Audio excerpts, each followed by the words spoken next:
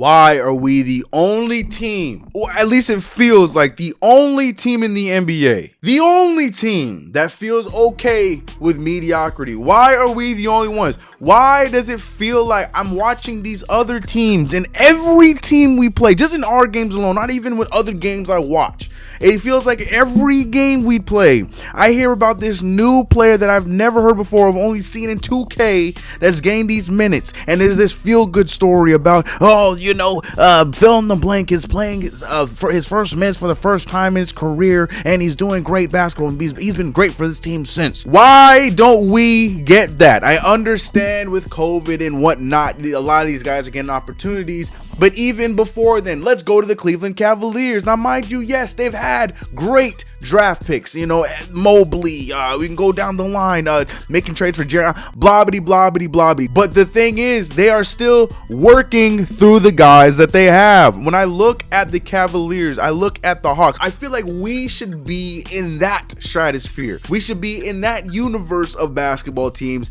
that are just trying to make do with the players and the pieces that we have. We are not a championship contending team. Why is this in the head of this coach, Tom Thibodeau? It's so bad. The lack of adjustments, that's today's phrase of the day. Make adjustments. I ran out of room, but I couldn't add an exclamation point. But if I had more room, there'd be like 50 exclamation points. And it's not even about, look, yes, I want Cam Reddish to play. Yes, I want the young guys to play this, that, and the third. I'm not going to go in the other lane of Cam Reddish is going to be a savior. No. But when you're telling me Alec Burks and Evan Fournier are the players that are stopping guys like Cam Reddish play basketball, you're telling me Taj Gibson is the guy that's stopping Obi Toppin or even Jericho Sims from playing basketball, I don't understand it. Why are we so stuck in the Stone Ages? I don't get why we cannot adapt to the new age of NBA basketball. My man JD, he said it perfectly. I could not say it any better. The term veteran in the NBA is highly overplayed. It's highly overrated. Veterans in the NBA, yes, they are the veterans like the Andre Iguodalas, the veterans like the Carmelo Anthony's, like those kind of veterans where Chris Paul's, like those kind of veterans been in the league and they've done and been through a lot of stuff. But then there's other veterans, and this is no disrespect, but it's the fact. There's other veterans that have just been in the league for a long time. That's the only reason why they're a veteran. I love Alec Burks. This is not a Alec Burks hate. I love Alec Burks, but at the same time, if it's not working for Alec Burks right now, you don't play him. Why is he on the court? The same thing goes before. It goes with anybody on our team. I don't get it. I mean, I get it. Trust me, I'm not an idiot. I understand the basketball politics. I get it, but I don't get it. Who are we? Who are we to be making these decisions to not let these guys play? I guarantee it. Like, I know we had that small little 2-game sample size against Toronto and Oklahoma City where it just seemed like, oh no, these guys ain't ready to do it. And it's almost like the fact that those games didn't go well, Tom Thibodeau used that the way that some of these people on Twitter would use any kind of instant when, like, say someone on Twitter is crying and yelling for Obi Toppin to play or somebody to play, that person plays and they do well. Then the person on Twitter goes, see, I told y'all, that's why I knew it was gonna happen. And it feels like Tom Thibodeau did the same thing in the same instance when we played in those 2 games where he had no choice but to play the young guys, and we did not play well in those 2 games, and he pulled a Knicks Twitter on us saying, see, yeah, everybody wants to be a starter until it's time for him to be a starter. In a 2-game span, and because of that same 2-game span, you're seeing RJ Barrett turn into our best damn player. He's turning into our best damn player on this team. Since that moment, since Oklahoma City, RJ Barrett's been our best player. And mixed with the plus minus BS, him and Mitchell Robinson, I don't care what anybody says, they are exempt. They are exempt. I'm getting way too ahead of myself. This is the longest intro of all time, and I still need to make sure that we run the intro.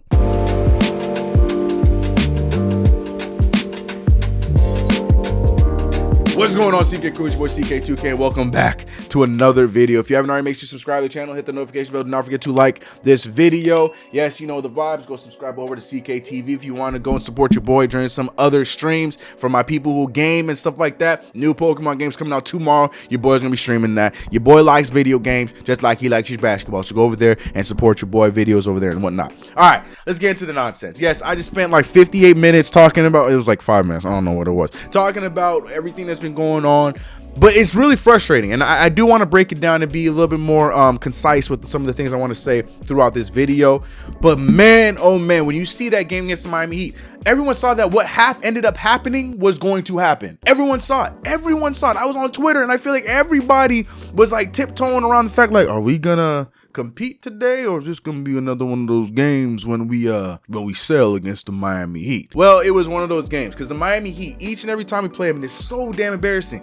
Every time we play this team, and then the NBA had the nerve to put this on national television. Like, it's just one of those things where you knew we weren't going to do well, because the template rotation that we have right now does not match against what they have going on over in Miami. I think we have the pieces to compete with them. We saw that in runs in the fourth quarter. We saw that in runs in the second quarter. We saw that we can compete with them if we adjust and play to the opponent. Now, I understand that a lot of people don't believe that that's the right option, but sometimes you gotta adjust to what the opponent is giving you, especially when the opponent is the #1 team in the East. You gotta adjust to what they're doing. It's one thing when you are a team in the power position, you are the better team, that you can control the narrative and control how the game is going to be played.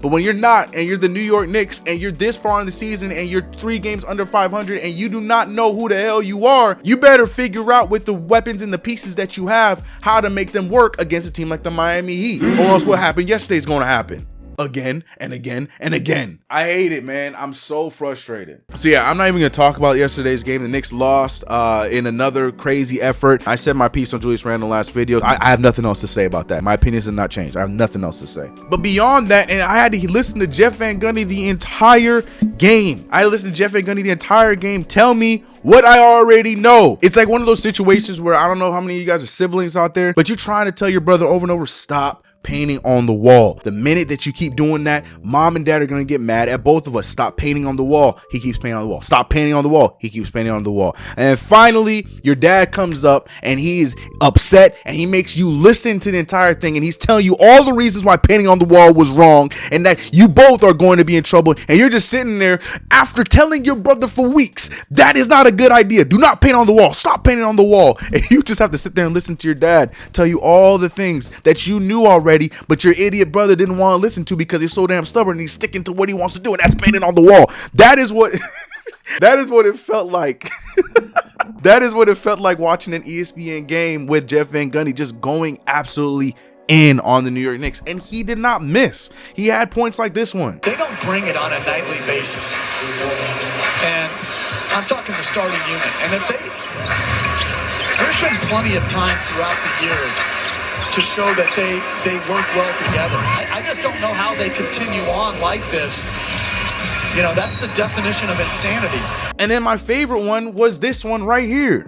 And really what happened is this summer, you know, they thought they were upgrading. They made a lot of moves, you know, extended Randall, paid Randall, Nerlens Noel, Walker, and Fournier. And, you know, it just hasn't worked yet. But the point of the entire conversation, the entire narrative that he was bringing in that broadcast was dead on. Everything he was saying was dead on. Jeff Van Gundy went into that game grumpy. Like, you could tell he is one just like, man, I gotta watch the Knicks play. The starting 5 does not work. It does not work. We can point fingers at Julius Randle. He is a big part of it. Yes, you cannot be an all-star caliber player and not figure out how to be effective outside of scoring. Julius Randle has not shown that yet, in my opinion. Yes, some games he's good at rebounding. Yes, some games he figures out how to pass. Yesterday was none of those games. The game before that was none of those games. We have to wait far too many games, but that's just part of it. Evan Fournier does not fit in this starting lineup. Jeff Van Gundy was out there talking about how he'd rather have Reggie Bullock on there. I don't know how much I agree with that, but he does fit better with this starting lineup because he at least will give you the defense. This is what I'm talking about when it comes to guys like players we already have. Cam Reddish. No, I'm not saying Cam Reddish is going to be a superstar player. I think he can be, but I'm just looking at it from what he does and what he can bring you. A guy like Cam Reddish or a guy like Quentin Grimes, who I've been asking from since the beginning of the season to start. And every single time we see it, it makes the most sense. But if you at least start a guy like Grimes or Cam Reddish, you know that you're going to get it on both sides of the court. You're going to get it on on defense, and you know that more times than not you're going to get help offensively from these guys. It's about who makes sense with who, which lineup makes sense with who, not who played in the league the longest. Why are we the only team that can't understand that?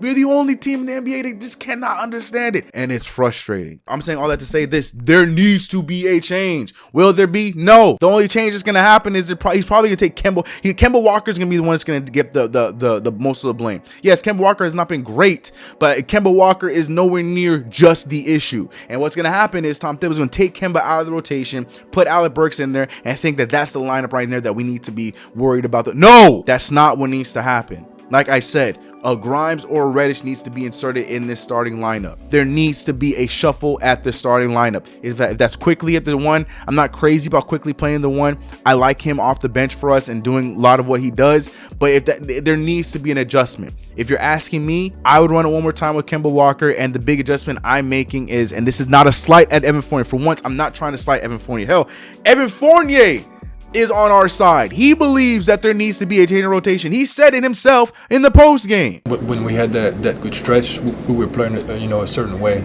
because of the guys in front of us were doing something similar every time. And when we play a team that does things differently, then we have to be able to adjust.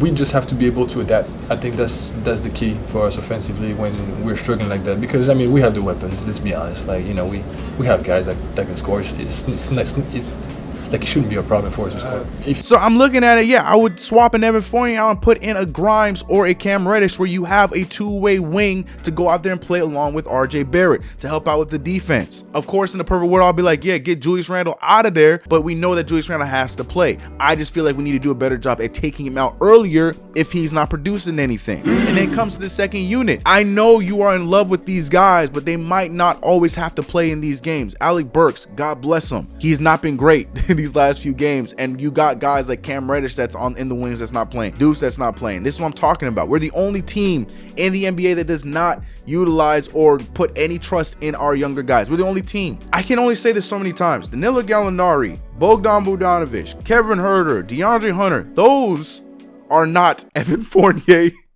Alec Burks. Like Evan Fournier, Alec Burks, those are the people that's stopping a guy like Cam Reddish from playing. Come on, man. That's what I'm saying. We have this talent. Like, God, I'm sorry, but it took COVID for Tom Thibodeau to finally play Quentin Grimes. It took COVID for him to get to that point. If it wasn't for that, God only knows how long it would have taken for him to finally play Quentin Grimes and put him in the rotation. There has to be something drastic to happen where he's forced to play these players, and that's the only way that he goes to younger guys. He has to adapt. I just want to say, I'm not team fire Thibs yet, but God, has he been so frustrating this season. All he needs to do is adapt and adjust rotationally, adjust his rotations, adjust to what is happening in the game. Don't stick to the template. I'm sticking to that. Like, I get it. I understand why people are upset about it and why they should fire him, and you're probably right. But I just don't want the coaching carousel anymore. And honestly, if he just adjusts and trusts these players like a Cam Reddish, like he does with Quentin Grimes, like a Obi Toppin, like he trusts these guys, Deuce McBride, that he might see that he has more guys that play the way of basketball he wants than he really understood. But that has always been his flaw. He does not like the younger players. Therefore, he sticks to these older guys, and then this is what happens. Has a good season or two, and then it starts to go downhill because he starts going away from what is working right now in the NBA. And we're seeing that right now with the Knicks.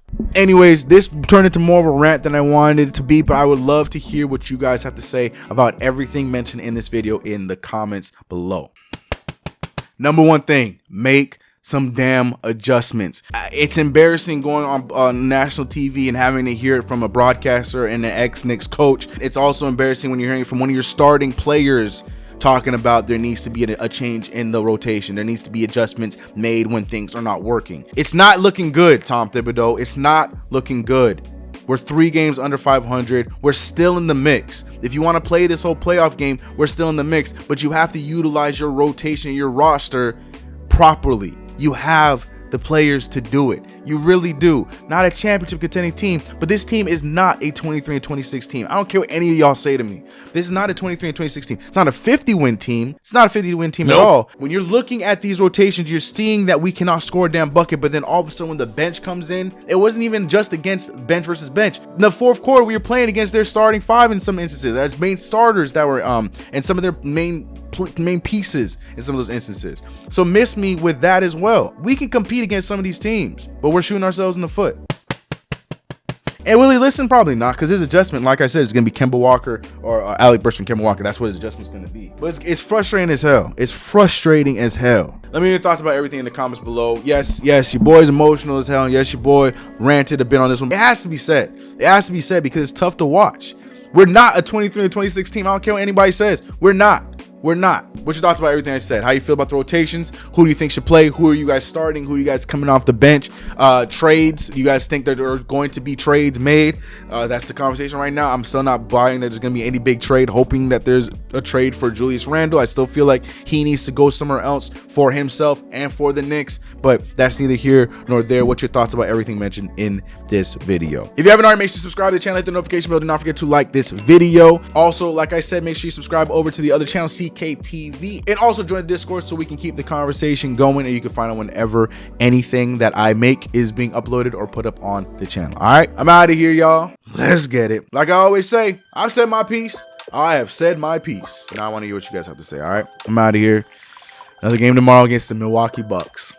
Does anything change? Probably not. All right, I'll catch y'all later. Bye. Cold pizza Tuesday. I got food up in the fridge.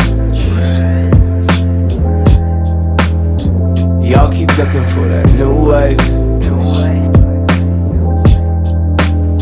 I think I like it how it is.